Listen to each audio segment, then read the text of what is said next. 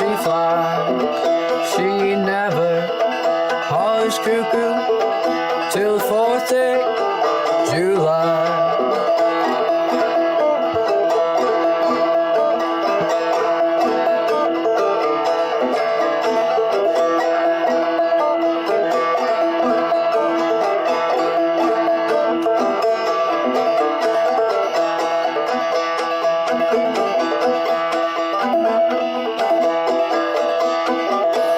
Gonna build me a log cabin on a mountain so high, so I can see Willie as he goes on by.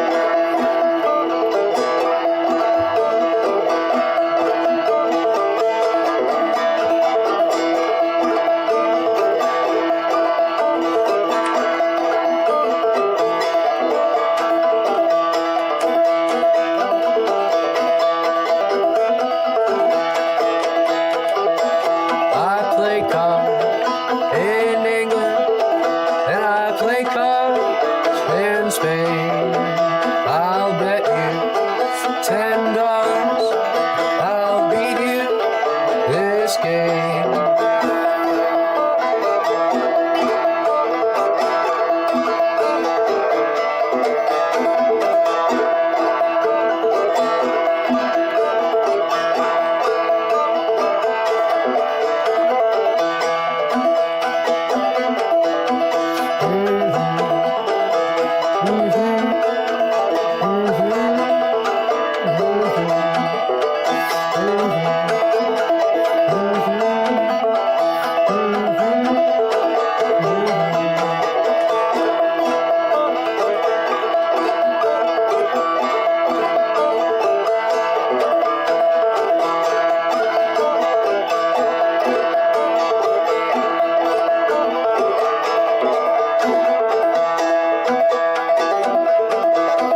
My wagon, well green, and my whip's in my hand. Step aside, little woman, my horses won't stand.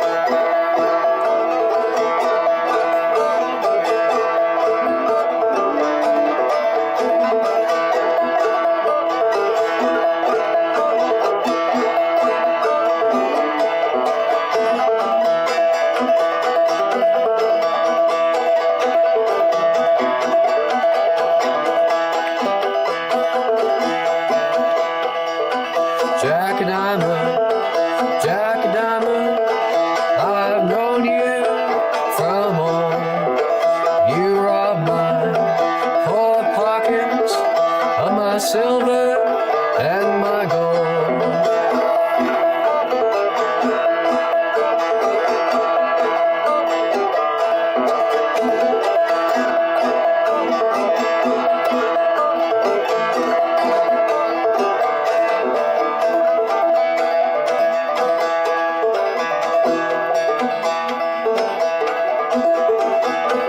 Old cuckoo, she's a pretty bird.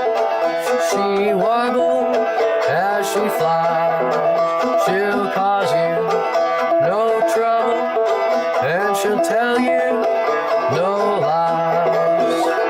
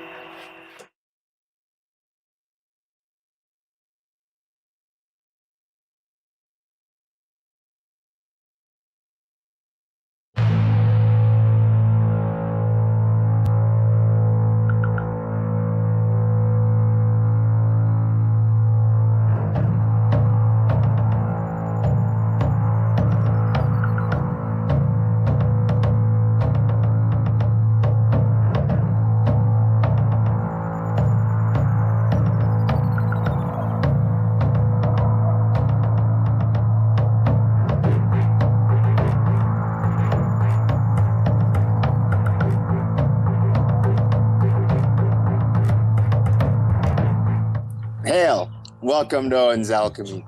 Today we have the great pleasure of welcoming back Chance. Chance is the host of the most excellent InnerVerse podcast, which is on Rokfin and YouTube and all the different podcast apps. Chance has a presentation that he's updated that I'm extremely excited to hear about. So I'm pretty much just going to hand the wheel off to him and sit back and ask some questions when it gets done. But go ahead and let everybody know where they can find you, any other information you want before we get started, Chance, if they haven't heard of you. Yeah, buddy. Thanks for having me back. I'm really excited to hang again. You know, it feels like we're in pretty close contact lately now that we're spidering all the time. But yes, coming back to Odin's Alchemy is exciting because the last time we came on together, I felt like that was a pretty big one. And this does build on or connect to the ideas in that conversation. I'm sure if people go back, I think that was episode 13. But my stuff is at InnerVersePodcast.com. So they can find my weekly shows there. Usually put out 2 shows a week, sometimes more. Doing all kinds of fun stuff like some bonus things once a month, a Marvel movie decode with a couple of the bros. We just did Doctor Strange. And it's crazy. The new Doctor Strange or the first one. But there's a lot in the first one. Yeah. We're going to cover the new one too. But we just wanted to, since we are so keen on the new one in terms of having obvious things to decode. I mean, it's literally got Marvel's version of the Illuminati in it.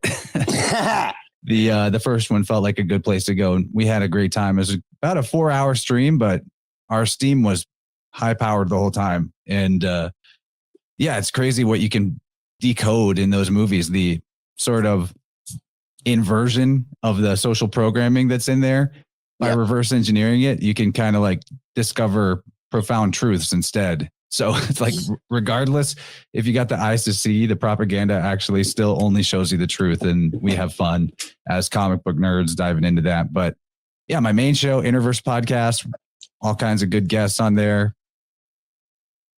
Yeah, you can also hit me up for sound healing, which is what we're going to be talking about today. So I'll give my email, or people can find that on my website at any point. But that's what the presentation is about today. We're going to discuss ether, the physics of ether, if you will, because this has got a lot of like scientific materialist backing, really. I mean, the woo aspect is still not very accepted by anyone mainstream, but a lot of what we're talking about has measurable reality, if you will. And I know that not everything that is important in this existence needs to be able to be measured, but to me, this particular field of spiritual science is a really important bridge between the woo and the materialist. I'm all about that kind of thing. All about that. Just like with alchemy, a lot of people look at alchemy as very woo. And I'm like, no, look, this is lab work. It's lab work. Yes, you can extrapolate things from the lab work that then become physical or spiritual, and you can adapt them practices with the spiritual understanding. But the beginning of it you can always find it there in the lab. So that's just beautiful. Yeah, buddy. So I've got actual slides. If you guys are cool to let me do a screen share. Yeah. Awesome. And I wanted to throw in, Chance, and this is just by chance, that I happened to be at the same spot when I wasn't home when we recorded last time. I am at the same spot when we recorded last time. Just random as hell. That's so funny. I remember the last episode you had to like go get in a car and you're going from one place to another. Man, that was funny. And now you're frozen. So maybe we'll get a little bit of repeat of the tech issues from before, but let me see if I can just pull up this screen share. I'm sure you'll come back. Okay. Got a PowerPoint and I want to be able to hear audio. Thank you, Jared, for pulling this up on the screen. This is the title slide. What I do, the work that I do involves tuning forks. That is my particular modality. You could call it vibrational healing. You could call it aura balancing. It has a lot to do with the conceptualization of the chakra system. And what falls under the umbrella term sound healing is really different from place to place and practitioner to practitioner. So I'm not a huge fan of that term just because it brings to mind for people like laying down in the yoga studio while people play singing bowls and gongs around you, which don't get me wrong. I think there's benefit to that. And I think it's really relaxing and energizing to be immersed in coherent sound, no doubt. But it's also very different from what it is that I learned how to do. And I'll get into where I learned this and how people can study this for themselves, because it's kind of self-taught for me, other than, well, self-taught by going through the materials of people who've pioneered this technique. But this first slide, vibrational healing, I just wanted to show as a demonstration in this little video clip why matter isn't as solid as we like to believe it is. This is a big tuning fork right here. Giant tuning fork. Yeah. These are made by a dude who with a website called Earth Tuned. I think it's tuned-earth.com, but the company is called Earth Tuned. Not cheap. They're like artisan giant tuning forks. I got to brag on my community for being so kind and say thanks to them for the 100th time, because I'm so grateful. But they actually pulled together and made a GoFundMe on my birthday and got me one of these big bad tuning forks. And I don't have it yet. I'll have it later in the month. But that is extremely exciting to me because it's like a piece of art that is also functional as a healing tool. But all right, so when we look at this video, you're going to see how solid metal is wobbling and vibrating and waving like water or something. It doesn't look solid at all. So check this out.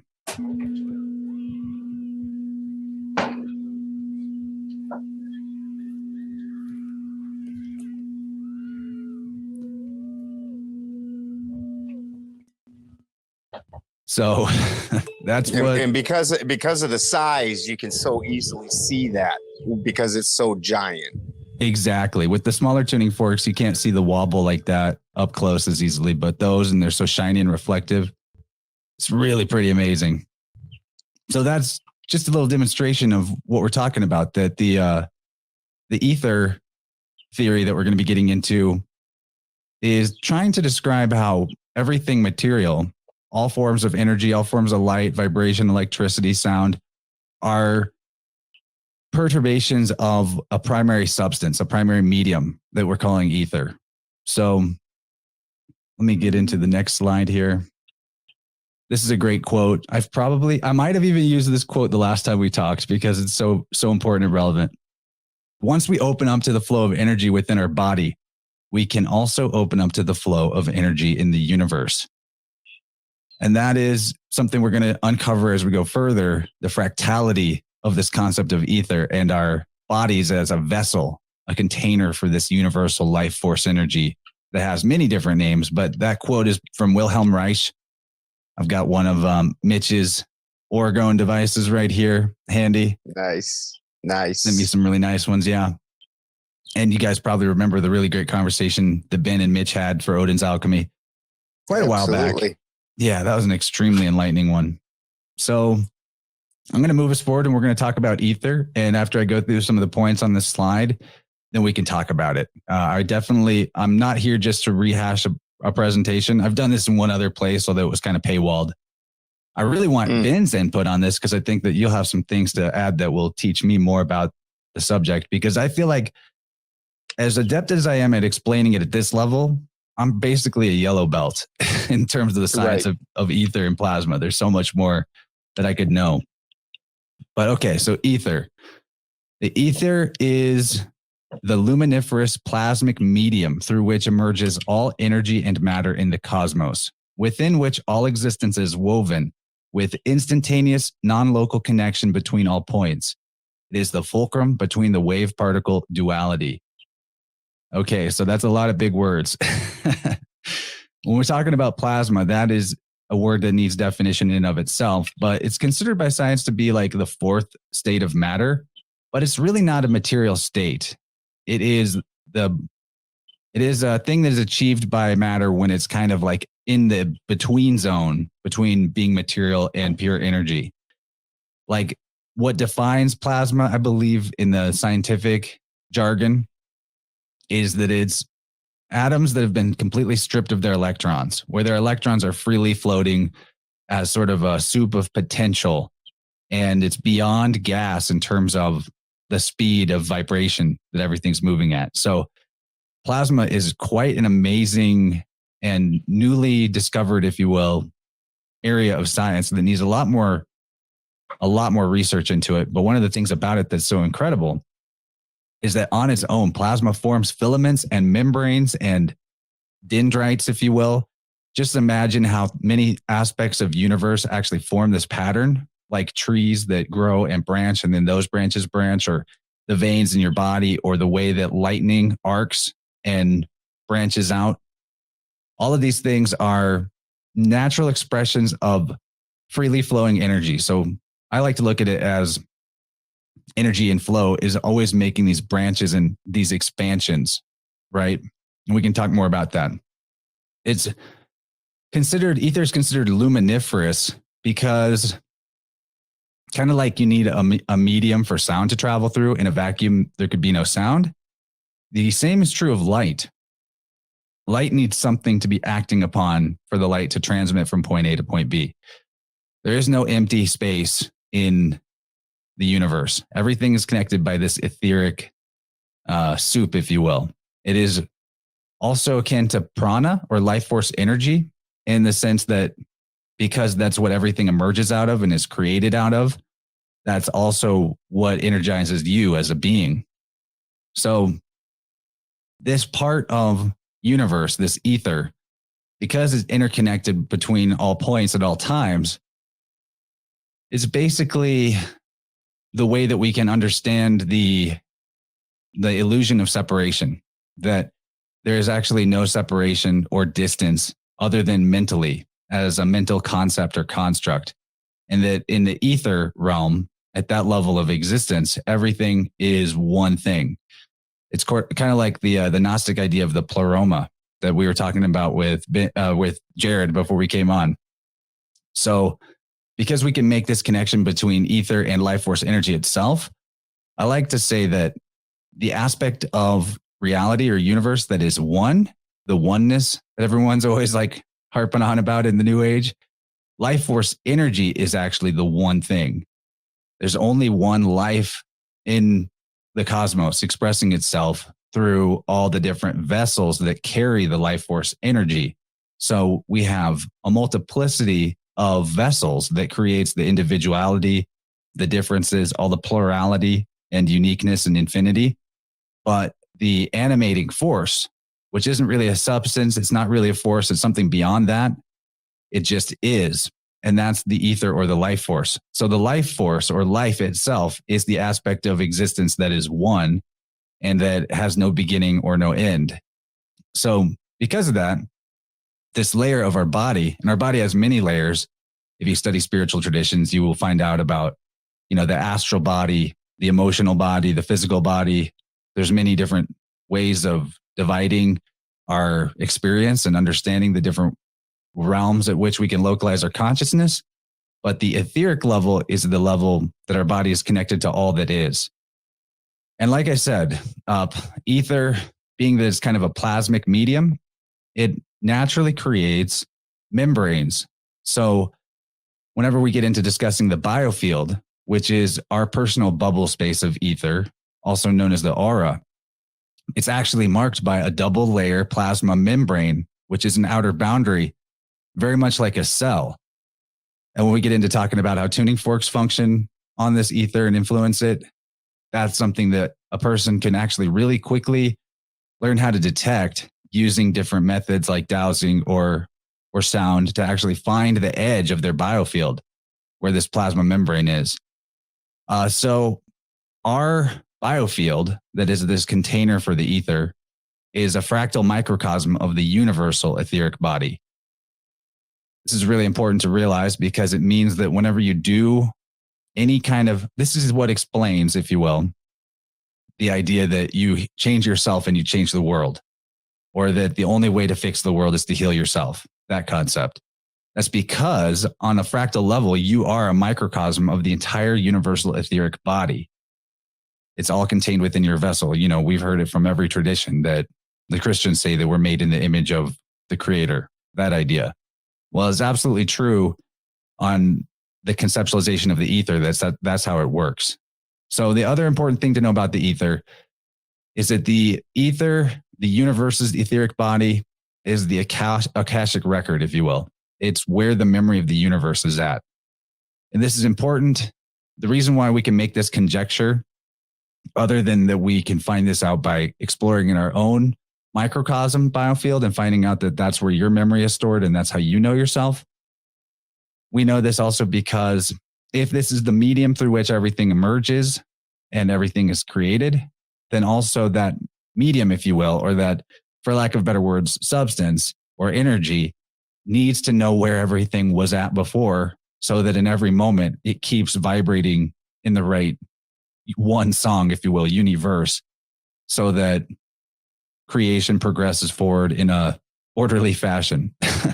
I say orderly because it's really important to understand. Without this concept of ether, you get the ideas of like a dead entropic universe that's just falling apart, that will eventually die a heat death of everything dissipating into nothingness. But that's obviously not true, because when you observe nature, when you observe life, when you observe even things like synchronicity, there's clearly an organizing principle at work that is equal to or greater, really greater than the entropic force. So this is the Akashic record. It's the memory of the universe. It's the self-organizing principle. And as far as your biofield and your ether bubble being where your memory is stored, I've been able to demonstrate that through working with the tuning forks in people's field and coming across things that they're holding there that are akin to memories. And what is also important to realize is that no neuroscientist or neurosurgeon or materialist thinker of any type has ever been able to find the filing cabinet in your brain and the cells in the drawer that have the record of exactly what happened to you on Tuesday, the 3rd of July, 1997, right? It's not there. It's not stored in your cells. There's aspects of memory stored in your cells in terms of like an energetic patterning. And that's what tension is that you hold in your body. But that's actually, in my opinion, happening because there's an etheric disturbance that's then causing the body to hold that pattern. So the memory is in your body in a sense, but not in the detailed and articulate perfect record that it is in the ether. So you can look at your biofield or your etheric body as also the blueprint or template that your body is created out of. So the last thing on this slide before we can pull down the slides for now and get some of Ben's thoughts is that our consciousness is non-local and it is a part of this vibrating electromagnetic field of the universal ether, which means that your consciousness is the energy of life force itself. It is the medium of creation itself. Back to the idea of the ether holding and storing memory or being the Akashic record, it has to also be conscious in order to do that. It has to be consciousness itself. It's the primary grounds of all of existence. So realizing all of this, it becomes very important to start to do what many ancient practices have told us, to become a better vessel and holder of this prana or this chi or this ether, that instead of leaking it out all the time and having holes in our vessel, to start improving the integrity of that vessel so that we can hold more of the life force. And that will allow us to have a larger impact for good and for order and for self-organization and synchronicity on the entire external world, if that makes sense. So Jared, you can pull this down for now. We can get into some of Ben's thoughts about ether. Oof, I really like that last part. That's such a very, very interesting concept. And you had brought that up on maybe the last Weaving Spiders or the Weaving Spiders before that. And you were talking about vampirism off of the holes that it creates. And I'd been rolling the whole thing around in my head since you had said that. Such a very interesting concept. So excellent presentation.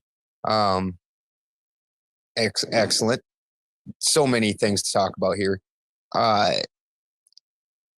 So absolutely, when you're looking at the one part that is missing out of the deal is the salt. And that gets pulled out of almost everything. So when you're looking at the ether, you're absolutely right. It's a medium, and 100%. And that is where everything's appearing at. So when you're looking at with plant alchemy, what on our material realm we can what we can compare to ether is mercury. So mercury is setting the boundaries. It's allowing transitions. So that's where, like, when you're talking about the pure one energy consciousness, which I 100% agree again. I don't disagree with any of it. It's fantastic. But then that's going through the ether in and of itself. Now, then what's also adding that last component to the whole situation is the salt, or the magnetism as opposed to the electricity, the lodestone that's drawing that. So that's giving it a form and function. Kind of like a radio signal and a receiver. Your body is right. that salt bridge for the ether's memory to then express through and be able to become knowable. Yes, exactly. And so the ether is, like you said, the access point. That's where you're going to see the expression of these two things meeting. And that's what the ego is the ego is also on that level. That's why, like, when you're doing alchemy, you burn that ego part out, because that's acting as the current mercury. And then you go back in, and with a cleaned up mercury, you redo the alchemical marriage. So what you're seeing to the world is through that medium. And that medium, it's going to pick up, like, when you're looking at the salt side is where the memory's sitting. So that's, and the medium in and of itself is going to do two things. It's just like opening up the software, opening up the hardware in your computer. Now I can put things into that, and I can take things out. And that thing that's going in and out is that one energy, that one source. So now I can connect that one source into the salt.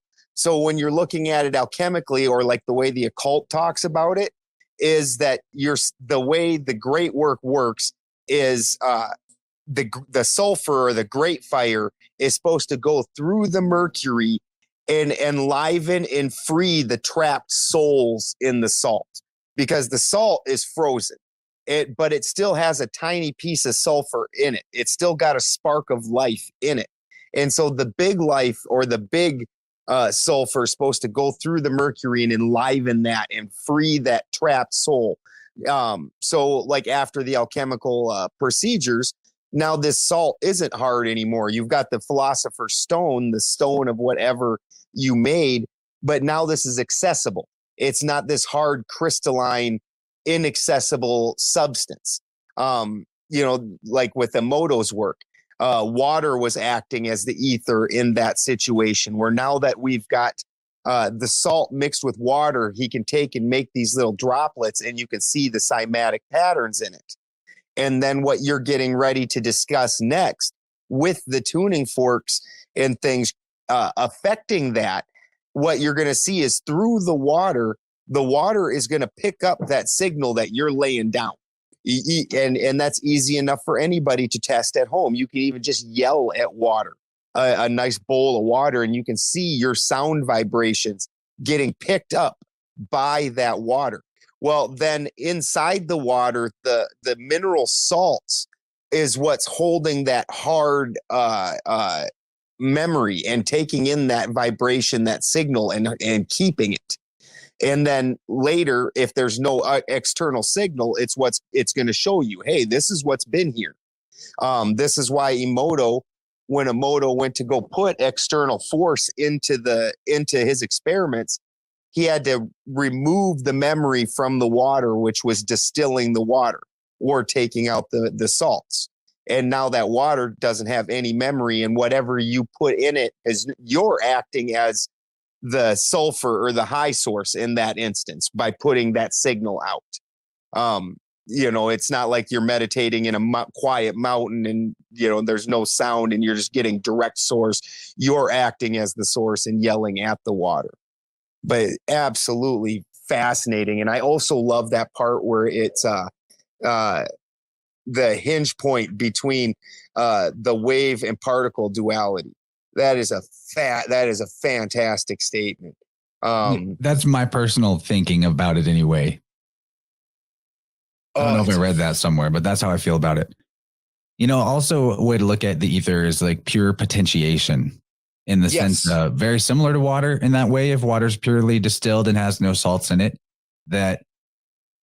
so whenever I'm kind of jumping ahead, but whenever you're actually exploring somebody's biofield using sound and looking for dissonance, which is akin to like frozen memory, frozen trauma, that you may do a session with somebody one day and find something in one spot and not find something somewhere else. But then the next time you come in and work with them, you'll find something in a spot where there was nothing before, but that something had always been there. It just wasn't ready to be revealed yet, if you will. So there's almost like a higher order intelligence, the intelligence of the body, the intelligence of the ether itself, something like that guides the process. And so there's I don't want to sidetrack because I got an answer for this. This is so cool. This whole thing you're saying right now is so fucking cool. Yeah. I don't want to sidetrack though, but no, go ahead. We got to come back to this. Okay. So when you're looking at the salts each have different structurings. You can take and look up your different cell salts, and you can see that some of them are a more refined structure and some of them are a more simple structure. So what you can easily extrapolate from that is that the ones that are the simple structure, these are going to be fairly easily opened and fairly easily overwritten. Then as you move through your 12 cell salts, other memories are going to be also in these other salts, and you're going to have to keep opening up each layer of salt and finding this whole set of memories that's sitting in this next more stable layer of salt. Because when you're looking at it alchemically, you have 12 layers of oil and then 12 layers of salt, and each layer of oil unlocks a layer of salt until you get up to the very highest oil. And that very highest oil, like a snake head biting the tail, comes down and opens up that very lowest, most stable salt. Yeah, that is fascinating. And how it responds to intention is also really important to point out, that just like the water can respond to your intention and the words that you shout at it or that you tape to the side of the jar, when you work with this type of modality, in my opinion, it's really important to set clear intentions and almost contracts with yourself or with whoever you're doing the practice with. So I'll specifically make sure that we're in agreement, me and the client, that higher self, which is the universal ether, it's the same higher self for everybody in that sense, is what guides the process. And then there's no wrong way for them to receive or feel or experience it. And there's no wrong way for me to go about doing it. That I'm just kind of jumping into a flow state, and whatever happens, I trust is the right way for it to happen. And again, different results can occur for the same individual from session to session. Almost like you're saying, getting to deeper levels of usually it's older stuff that comes out in the later sessions. It's older in them, hidden in them more stable, more, refined salts. More foundational stuff. Yeah. Yeah. Not always, though. I mean, it can go in whatever order seems to be most helpful for the person's healing, too. So it's different for everybody. That's part of what I like about it. So we're going to talk about now how coherent sound plays into this. Coherent sound. This is a quote from Eileen Day McCusick, who I'm about to get into her work in a second. But she says, coherent sound used in the body's auric field has the centropic potential to bring lost life force back into our bodies. It is akin to sonic soul retrieval. So a lot of us have heard about the idea of soul retrieval, or that whenever somebody's in a bad way in their energy body, that there's fractions and fragmentation. I mean, even the word demon etymologically refers to is close to daimon, which is two, and mon, So two and mind or two and man, either way that you look at it, is about a schisming, a splitting. Gone too far, this is what develops people into like schizophrenia and dissociative identity disorder, that there's fragments of their life force energy in their field that are walled off and blocked from the rest of their field. And because this energy is akin to the very thing that animates us and brings consciousness to life in the first place, these fragments actually have a type of life and consciousness of their own. And the more stagnant they get and the bigger the vortex or whirlpool of stuck energy gets, the more it takes on almost a, you could say, demonic possession type of, like, I can look at the entire concept of demonic possession and simplify it down to biofield dynamics without it needing to be anything woo-woo or spiritual or mystical. Or I can totally accept somebody's way of describing things like that as being demonic, and it works functionally the same way. So I just approach it in a simpler and kind of less scary way and say that it's just stuck energy in their biofield. So when we're talking about coherent sound and the syntropic potential of it, the example that I always give and will continue to give because it's the most mind-blowing one is with metronomes. So if you take a bunch of metronomes, you know, those things that piano players use to keep time, they go tick, tick, tick, tick. You set the pace of it. You get a bunch of them and set them off at different timings in the same room. And you come back to that room later, they will have all synced up to each other. No joke. You can go look this up for yourself. It's amazing. So what that means is fucking cool. Right? So there's this self-organizing principle that I'm talking about in creation, and it has a lot to do with sound and rhythm. And coherent sound is what that would be defined as, would be a waveform, if you will, that has consistency, right? That it's like musical in that way. It's not off. There's a dissonant sound all around us all the time.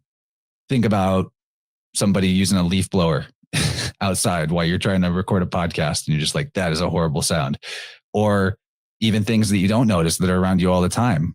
People who are sensitive, I myself am one of them, can't go to bed if I leave the Wi-Fi on because I can hear it when everything else is quiet. I can hear that high pitched like, and refrigerators are the same way. Yes. Yeah. Yes, that whiny scream. Because because I live off grid, literally at night, we turn all power. There's zero power in my house. There's no power lines by me or, anywhere near me. Oh yeah. But late at night when everything's quiet, oh, you bet you can hear that high pitched scream. It's kind of creepy. Freya, go away. Yeah, it is kind of creepy, man. I mean, could be, who knows what's riding in on that sound, but I do know that our bodies instinctively react to sound because we're made of sound. And so whether or not we're cognizant of it, just being around something like a noisy, bad sounding refrigerator can cause us to tense our body almost in defense, a defensive posture against that sound without even realizing it. And look at the way society is. We're living in a city where you're immersed in these type of dissonant frequencies. You throw into it that most people are living under fluorescent lights now, which is not a streamline light like your incandescent. That's actually firing hundreds and hundreds of times. Just and even though you might not consciously realize it, you subconsciously do. And also just like this sound. Well, it's important to even point that out because actually sound and light are not different. They're the same exact phenomenon at a different level of vibration, a different rate. So like whenever you see lightning flash and then later you hear the thunder, it's because it's the same exact thing happening, but part of the wave traveled faster than the other part of the wave. And you saw the light aspect of the wave before you heard the thunder aspect of the wave, but it's the same thing all the way from gamma rays down to infrared. Everything is sound. Everything is vibration. So light and sound are not actually different. Electricity and sound are not actually different. And that's where the idea of tuning forks to actually heal and energize your body and your field becomes really sensible, because using sound is actually you're applying electricity to your body, but at a really low voltage that is not disruptive and is at a harmonic. So the idea of coherent sound is really important to add to our life as a remedy to all the dissonant energies that we're constantly bathing in, and also helps to know and have the intellectual scaffolding to stand on so that our body can trust and apply the process more clearly and easily, that whenever harmony and dissonance are put into the same equation, the dissonance adapts to the harmony, if you will. Harmony always wins. That's why like Mitch's technology is effective, even though it may seem like it's just a hunk of metals and crystals. It's putting off scalar waves. That's what they're called, but it's really not, or orgone energy. But this is actually just coherent ether. It's no different. And you could use one word or the other and be talking about the same thing. So yeah, basically what I'm trying to get at is that no matter what's going on in the field around you, if you can be generating coherence, if you are a container and a powerful vessel for coherence, then you are not as subject to the dissonance around you. It's kind of like a shield. Like the stronger your bubble of ether is in your biofield, the more defined that plasmic membrane, that outer sheath is, the stronger defense you have against everything dissonant in your environment. And you actually just being in that environment, transmute it and change it yourself. And that becomes really important to realize. Another metaphor that's really useful to understand this is that you cannot shine darkness into a light room and make the light go away, but you can shine light into a dark room and the dark goes away. Same thing with dissonance and coherence in terms of sound or light or vibration, if that makes sense. Right. You can't shine dissonance into. I understand what you're saying. I really like where you started out with that. When you're doing these healings on people, you're asking them to open up any kind of a shielding that their field would normally have and accept vibrations and intentions and things much more easily. I say specifically to them, I tell them, and I'm talking to a layer of their self, not their conscious mind, but I ask the part of themselves that is the protective layer that holds back memories and information and awareness of things, that part of it, of ourselves, is programmed to hold back from our conscious mind as a protective mechanism. Because it's like, what are you going to do with this trauma or this bad memory right now? If you don't have the coherence to transmute it, then this part of yourself isn't going to let you feel it or see it. So I ask that part of them to drop the guard and let the higher force of the universal ether take charge of that, and then be in charge of what is and isn't allowed through. And that doesn't mean everything comes rushing through in a way that is unbearable or overwhelming. It just facilitates the process of unlocking stuff that's hidden or stuck. That's fantastic. And that you set the intention around it, because at that point they're susceptible to receiving things so much. So you need to make sure that that's all good stuff that they're getting. This is so well done. All around. I really like that. That's fantastic. Another important thing about the coherent sound as a medicine, vibrational medicine. I learned this from Dr. Bruce Lipton, I'm pretty sure, but we understand that our cells have an outer membrane, kind of like what I'm describing with the ether. And on a fractal level, we probably are all aware that life is fractal and that it's self-similar across scales. So this etheric membrane is a lot like our cellular membrane.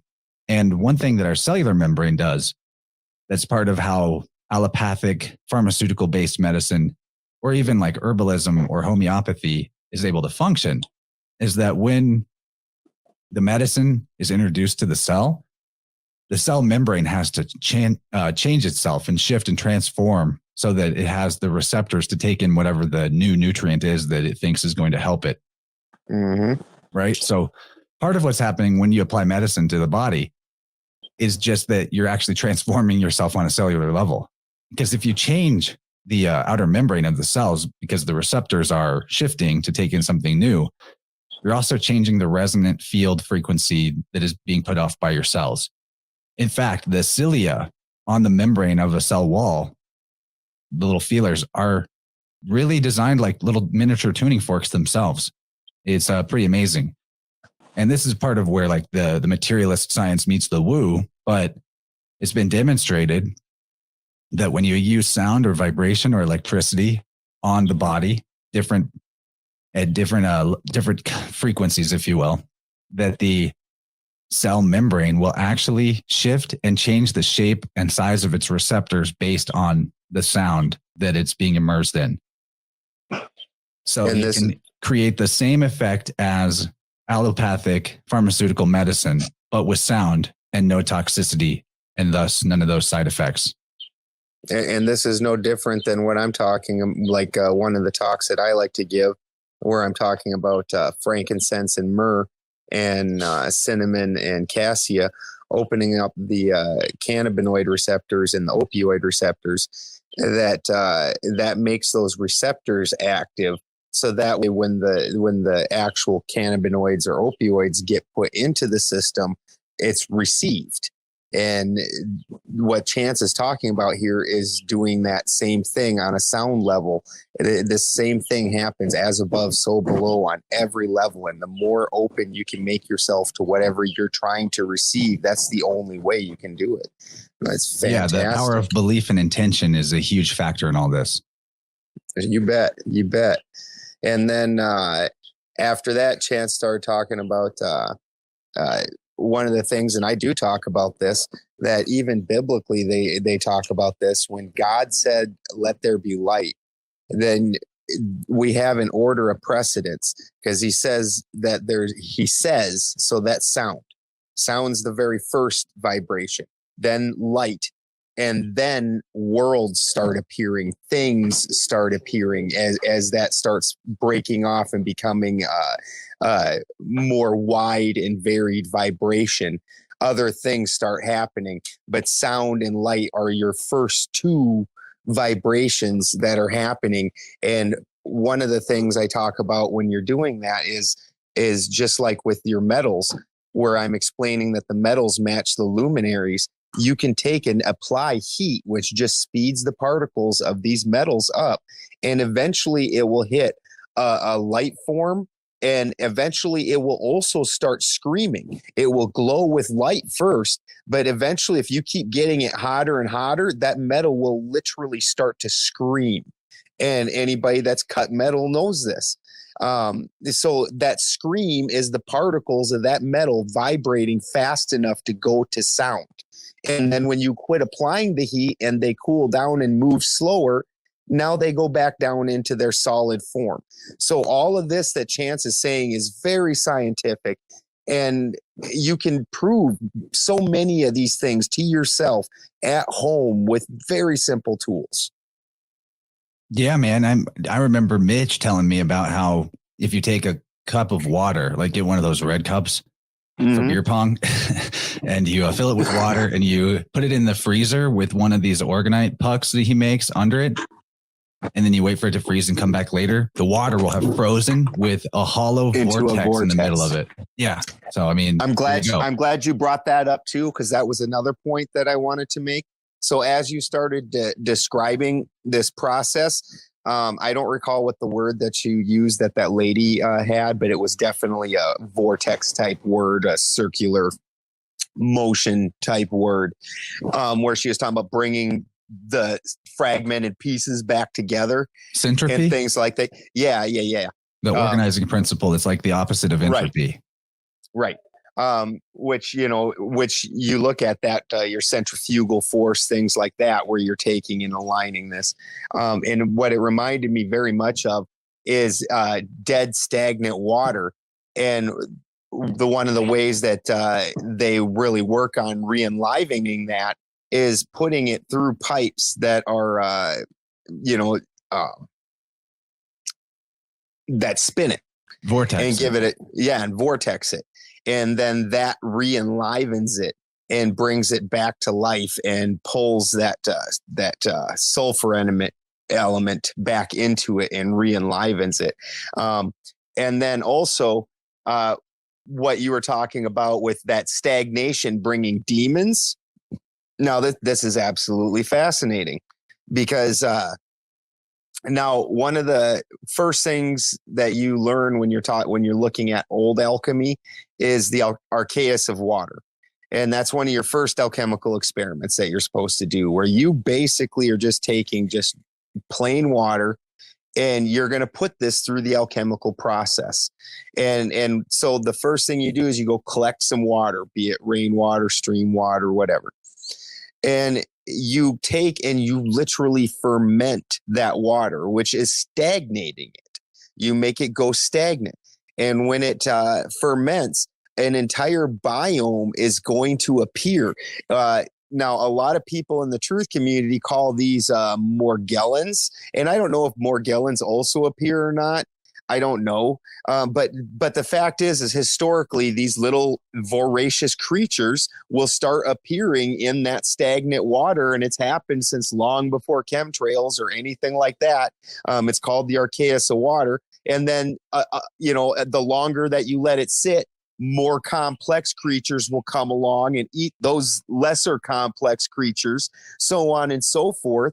And this is all, again, reminding me of demons with the stagnation of energy, what you're talking about. So when that energy gets stagnant, this life that's going to come break it apart and eat it up, just like in the archeus of water, is going to appear. And the only way to re-enliven that water is to vortex it or put it back in motion. And in that motion, it'll start self-organizing and put itself back together and heal. It's fucking fantastic. Love it, brother. I love that you're saying that, because you're demonstrating something really important, which is that every archetype of energy or consciousness in reality is all in service to the Imperial Self. The Imperial Self is this universal ether. It is the flow of life force energy eternally and uninterrupted. So even in life, whenever we get into a state where we call in vampiric people or situations that seem like they're doing us harm, it's really there to break up our stagnancy and get us back in flow, to show us the weakness in our game, if you will. Yeah. And when I talk about something as being a demon, I think my definition of that has to do with it's energy that's in a vessel or container that is disconnected from source or from the rest of nature. And that's what's causing that stagnancy. So it makes you wonder about some of our technology. Makes you wonder about some of these devices that have got electricity in a closed circuit loop that's not connected to the rest of the cosmos in a free-flowing open system way. Okay. And then another point that you made, so plasma state being all electrons have been released from it. So it's in a pure ionic state is what we can really call it, as opposed to electron. Now, all these things that you're talking about. The water in our body, the water in our cells is actually in that state. Right. So everything that you're talking about in technology is driven supposedly off of electrons. That's just absolutely fascinating what you're saying right there. That's fascinating. Should we you want to continue into talking about some of the modality? Okay, so I'm going to bring up here's a couple books here, but I've got a slide of these too. But I just wanted to show that I got them at hand always. These two books are my number one recommendation. Jared, will you put our slide back up on screen? For learning about this particular stuff, I could not recommend more highly the two books by Eileen Day McCusick. She's kind of like my unofficial guru. I'm not sponsored by her store or anything, but I will definitely continue to point people in her direction to get the tools. She's an amazing woman. She's got the credentials in terms of academic research, but also the experience in the woo stuff and in the energy work. So her books, the first one is called Tuning the Human Biofield, the one on the left there. This is the first one I read. It's an older book, but this describes her journey to discovering what she calls the biofield anatomy, which is something we'll get into later as we go, which is how the aura or the ether in our bubble actually has a consistent structure from person to person. So if there's stuck energy in one part of our field in a specific zone, it's going to be the exact same emotional resonance or experiential quality as if somebody else had stuck energy in that spot, which means if you get to a level of attunement with your tuning forks, and it's not as hard as it might sound. You'll actually be able to almost psychically, it is kind of psychically, be able to tell somebody what their own life experience was and when a particular type of trauma happened to them and which parent it related to, and all kinds of very specific information you can find in their biofield if you have the map. So she created the map. And for that, I think the world is quite unaware of how much of a debt of gratitude that it owes her. This might be old information, old knowledge that was known before that she's rediscovering experientially. And it's highly based off of the system of chakras from the East. It kind of proves the chakras, honestly. It's really quite amazing. We'll get into that anatomy as we go. Her second book, Electric Body, Electric Health. This is a more recent book. And you can find interviews on my channel. Pretty sure Christy has that book. I'm pretty sure. Really good. So the first book is more about actually learning the process of biofield tuning, she calls it, or sound balancing. And the second book is more deep into the science of electric universe, of plasma, and how electricity governs our health and our body. And she still talks about biofield stuff in there. It's kind of like, the second book is kind of like an update of the first book. But if you were wanting to become a practitioner or experiment with this modality, I would actually get both books and start with the first one. If you're just interested in this as a subject and you want to get some ideas about how to apply the knowledge of your electric body and how electricity influences your health to your life and your daily practices and behaviors, but you don't necessarily see yourself becoming like a practitioner, then the newer book would be all you need. You'd be all set. So let me get to the next slide here. Great quote from her from Electric Body, Electric Health. The human body is not only an instrument, it is a self-tuning instrument. Just like you can use a tuning fork to tune a piano or a guitar, somewhat miraculously, you can also use a tuning fork to tune the body. This is absolutely true in my experience. But now we're going to jump forward to another part of all this that is super important. And that is the concept of biophotons. Biophoton emission is the spontaneous emission of ultra-weak light emanating from all living systems, including man. The emission is linked to the endogenous production of excited states within the living system. Okay, so let me decipher that. Your body is actually putting off light at all times. We are made of light. We're made of ether. And it's detectable, actually, this emission with the right sensitive instruments. Now, it says that the emission is linked to the endogenous production of excited states within the living system. What that's really saying is that stress on a biological system causes a higher emission of biophotons. So a being that is injured or upset in some way. Just like piezoelectrics is that you've put pressure and stress into a crystal. Yeah, actually, that's a really good point, which is another point in the category that crystals are alive. They're another form of life that just moves slower than us, so we don't see them as animated. Although I've had crystals vibrate in my hand like a cell phone before, so I think that they're pretty alive. So some ideas about biophotons that are really important, like plants do this emission, our bodies do this emission. DNA actually is doing this. DNA is putting off light, and your cells and the DNA in your cells has also got photon receptors in them. So at all times, your body on the DNA level is both communicating with nature through the emission of these biophotons and receiving information from all nature, from all other life forms around you, from the biophotons they're emitting, which is pretty amazing. So there's many levels through which we're interconnected, and our system is communicating with every other system of life at all times, from the EMF field that your heart is putting off to the actual light that is emitting from your body. But the important thing about this to recognize for going forward in this as a healing, is an important part of our knowledge and healing, is that the stress state or the injured state, your body is leaking light. So if you're leaking light, it's akin to losing life force energy. It's like you're a balloon and somebody popped a hole in it, but it doesn't, think about, this applies to all levels of the fractal. If you get stabbed and you leak all your blood, you're going to die. Well, light is light, your biophotons, if you will, the light or the ether that you contain in your vessel is sort of like another level of blood. is like your etheric blood. You need that to be alive too. It's just not as dire and as physical and as root as your actual liquid blood. So if you take like say a green bean plant that's alive, and you take a little razor and you score it. You can bring this slide down now for Jared. You take a little razor and you score it and make little crosshatch marks on the beanstalk.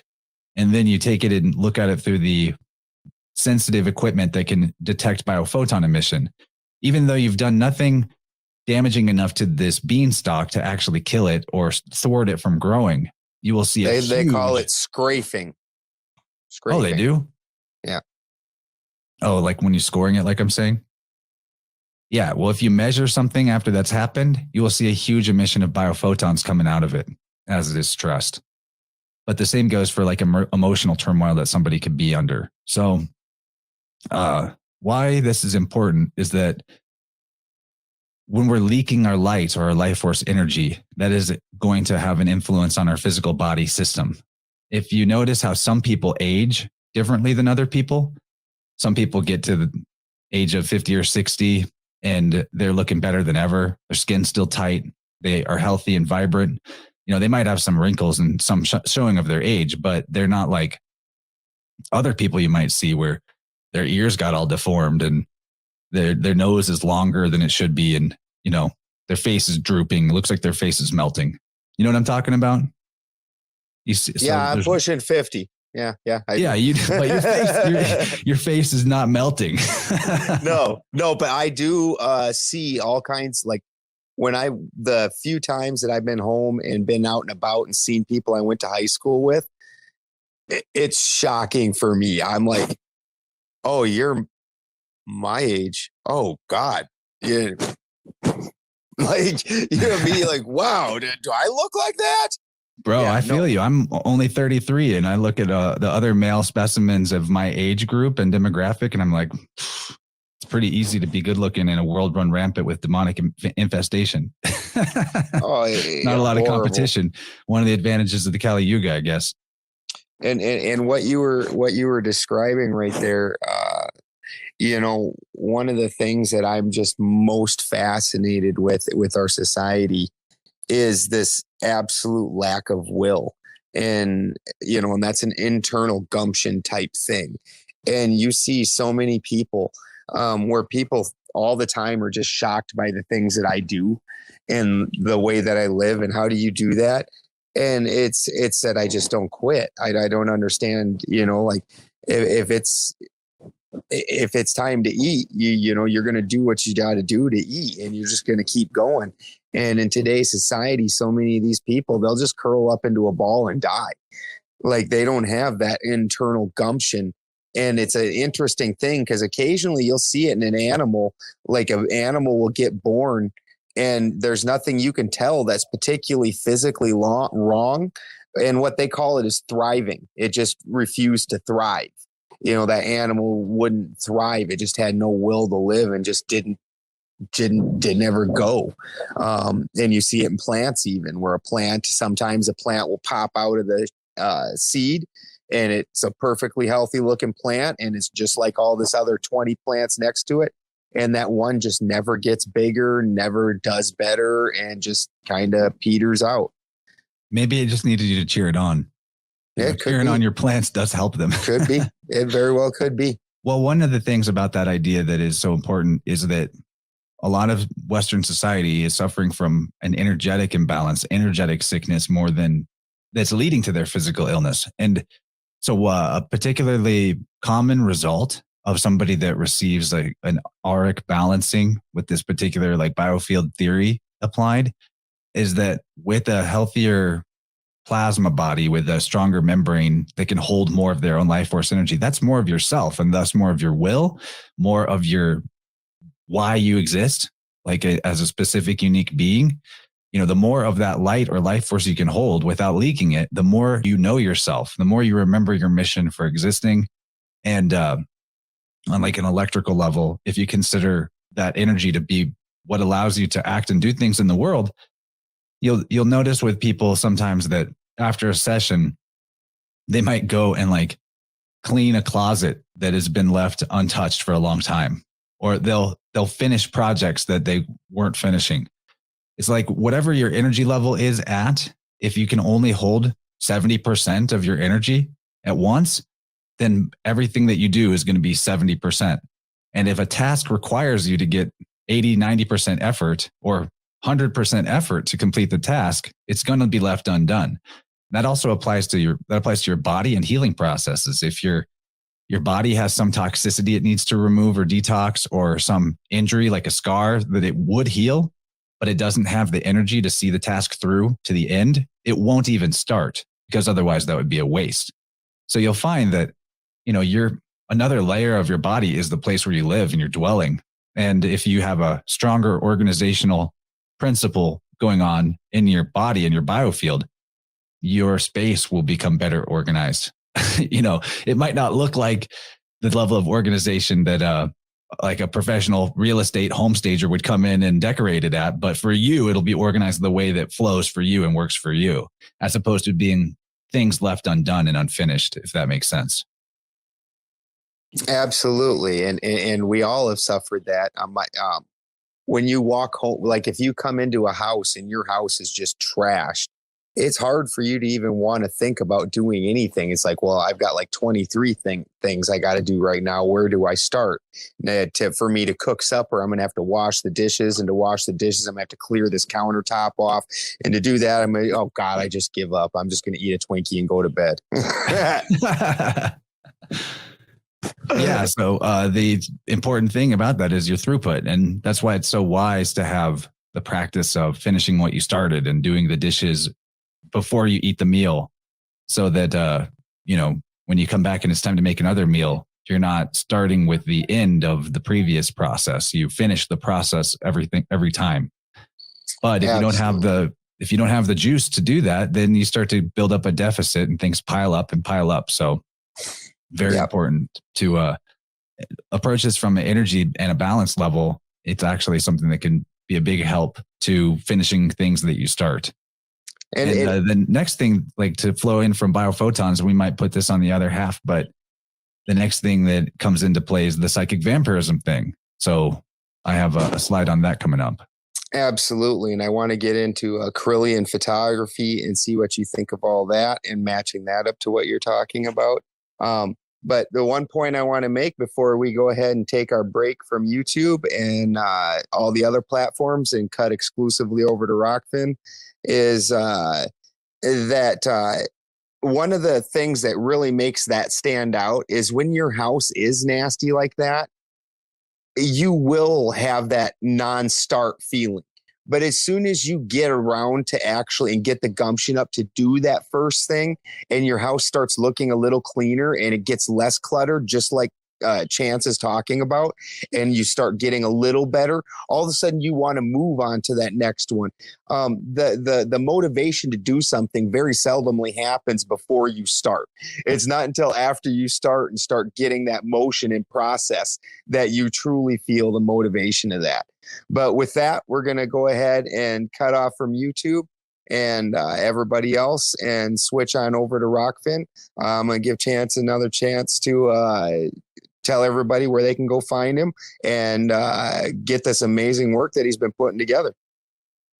Awesome, dude. Yeah, thank you. InnerVersePodcast.com is my website. And if you go to the shop tab, there's a page where you can see more about sound healing. There's even a video on that page with a group healing session. And that is also very effective. I mean, this transcends time and a present moment necessity. You can actually tap into this coherent sound and the intention within the ceremony at any point in the timeline. One of my recent clients actually came to me, and whenever I was like doing the process of measuring her energy field, the diagnostics at the beginning, I was like, whoa, I've never seen somebody show up with all their chakras completely energized in the same relative size as each other. Like, do you even need this work? Actually, though, because she came correct like that, the amount of stuff that we were able to get flowing in the deeper levels of, as you would say, like the old salt memory that we could get to was way stronger and facilitated by the fact that she had been doing so much self-work before she showed up. And that I asked her what she'd been doing. to come to the session already so like shiny and coherent. And it had been singing and breath work, and she had been listening to the group healing session recorded in the video that I was referring to. Nice. For several days. And I was like, whoa, I've never heard of the result of somebody using that daily for like a couple weeks at a time. And it seems like it had a big effect. So that's free on my website. Fantastic. I totally recommend everybody go check it out. If you've never heard of it with the tuning forks, this is ancient technology. The Tibetans used the singing bowls to achieve this same kind of thing. So this kind of sound technology has been around forever and understood that this is something that works. And if you look, there's ancient ruins, and we'll get into all of this in the second hour, that have different cymatic patterns that tell you what sound something is going to do. So with that, we love you all on YouTube, and we'll see you guys all on the Rokfin side. Love you guys. Hey, thanks everybody for listening to my conversation with Benjamin Balderson, good old Baldy. If you want to hear the rest of this talk, go to Odin's Alchemy on Rokfin, Rokfin. You can catch the whole thing there, and it is free. I don't think you even need a Rokfin account, but hey, that seems to be the best place to support people like Ben and myself. So if you want to hear the full 2-hour plus conversation with Ben Balderson on Odin's Alchemy, rokfin.com/Odin's Alchemy, and I will link this in the show notes description for wherever you are catching this upload. Thanks for tuning in. Much love.